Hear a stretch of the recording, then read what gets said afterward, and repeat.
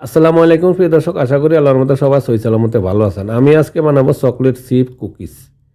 Cookies কার না পছন্দ, বিশেষ করে বাচ্চাদের তো অনেক পছন্দ। আর বড়রা চার সাথে এই কুকিজটা বানিয়ে রাখতে পারেন।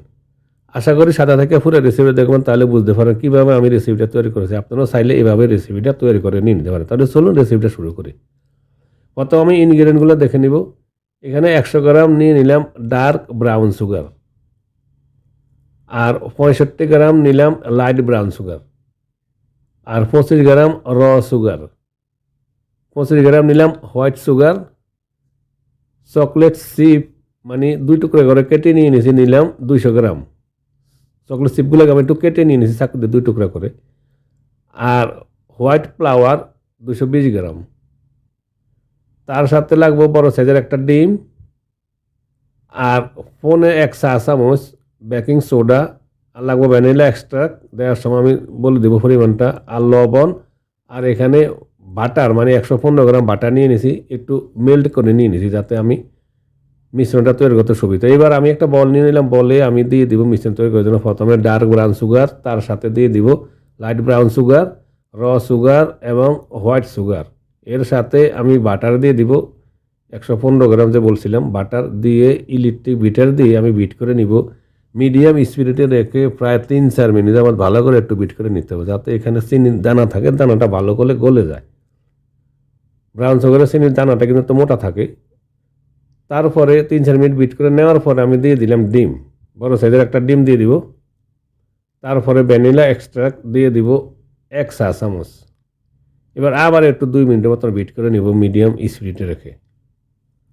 2 মিনিট পর বিট করে নেওয়ার পরে আমি এবার এতে দিয়ে দিব বেকিং সোডা, মানে 1 চা চামচ, 1 চা চামচের 4 ভাগের 3 ভাগ বেকিং সোডা, আর 1/4 চা চামচ লবণ, মানে 1 চা চামচের 4 ভাগের 1 ভাগ।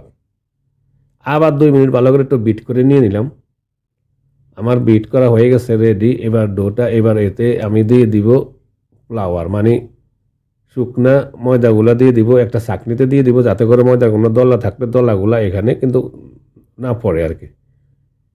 এবার আমি আর বিটারের প্রয়োজন নাই, ইলেকট্রিক বিটার প্রয়োজন নাই। এবার স্প্যাচুলা দিয়ে হাতে আমি ভালো করে মিক্স করে নিলাম। আমার ডোটা কিন্তু অনেকটা নরম, দেখুন অনেকটা নরম হয়েছে। এই নরম অবস্থায় চকলেট চিপ দিলে এখানে কিন্তু মিক্স করতে ভালো হবে। চকলেট চিপগুলো অর্ধেক করে কেটে নিয়ে নিয়েছি, চকলেট চিপ দিয়ে ভালো করে আবার এইভাবে আমি মিক্স করে নিয়ে নিব। আর মিক্স করে নিয়ে ফ্রিজে নর্মালি আমি 1 ঘন্টার জন্য রেখে দিব, তাহলে আমার ডোটা অনেকটা শক্ত হয়ে যাবে। যেহেতু বাটার দিয়ে আমি ডোটা তৈরি করছি।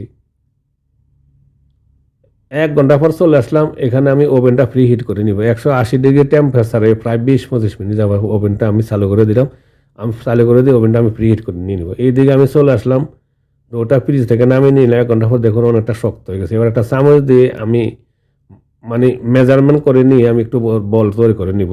এটা কুকিজের বল। আর এখানে একটা বেকিং ট্রেতে সিলিকনের বেকিং সিট বিছিয়ে নিলাম।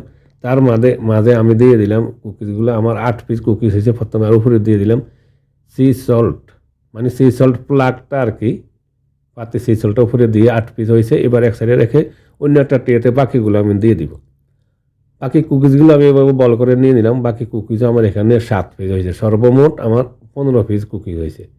সেমভাবে উপরে আমি একটু সি সল্ট প্লাগ দিয়ে এবার ওভেনে দিয়ে দিব। ওভেনটা আমার প্রিহিট করা হয়ে গেছে, আমি রেডি করে রাখছি। ওভেনে দিয়ে আমার বেকিং টাইম হলো 16 মিনিট, 15-16 মিনিট বেকিং টাইম। প্রায় 8 মিনিট পর আমি চলে আসলাম। এবার আমি একটু ঘুরিয়ে দিব। ঘুরিয়ে দিলে ভালো করে হিট লাগবে এবং সমানভাবে কিন্তু বেক হইবে আর কি। এবার একটু ঘুরিয়ে দিলাম। ঘুরিয়ে দিয়ে আবারও আমি দরজা লাগিয়ে দিয়ে আরও 8 মিনিটের মতন এভাবে একটু বেকিং করে নিলাম। চলে আসলাম প্রায় 16 মিনিট পর, হয়ে গেছে আমার মাশাআল্লাহ। দেখুন কালারটা কেমন সুন্দর। কুকিজ খুবই সুন্দর এবং মজাদার কুকিজ হয়েছে। আশা করি রেসিপিটা আপনাদের ভালো লাগবে প্রিয় দর্শক। এবার আমি ঠান্ডা হওয়ার জন্য একটু ট্রেতে রেখে দিব। ভালো করে ঠান্ডা করে নেওয়ার পরে আমি একটা র্যাকে উঠে নিব আরও ভালো করে ঠান্ডা করার জন্য। প্রিয় দর্শক, আশা করি আপনাদের রেসিপিটা পছন্দ হবে। যদি রেসিপিটা পছন্দ হয় প্লিজ একটা লাইক করবেন, কমেন্ট করবেন, আর ভালো লাগলে বন্ধুদের কাছে শেয়ার করবেন। আর আমাদের চ্যানেলটা সাবস্ক্রাইব করে সাথে থাকুন প্লিজ। এবার আমি একটা র্যাকে উঠে নিলাম আরও ভালো করে ঠান্ডা করে নেওয়ার জন্য। এরপরে কিন্তু কুকিটা শক্ত হইবে, নাহলে গরম অবস্থা কিন্তু নরম থাকে। আপনারা এইভাবে তৈরি করে নিয়ে নিতে পারেন। আশা করি রেসিপিটা আপনাদের ভালো লাগবে। সবাই ভালো থাকুন, সুস্থ থাকুন। আবার দেখা হবে ইনশাআল্লাহ। আল্লাহ হাফিজ।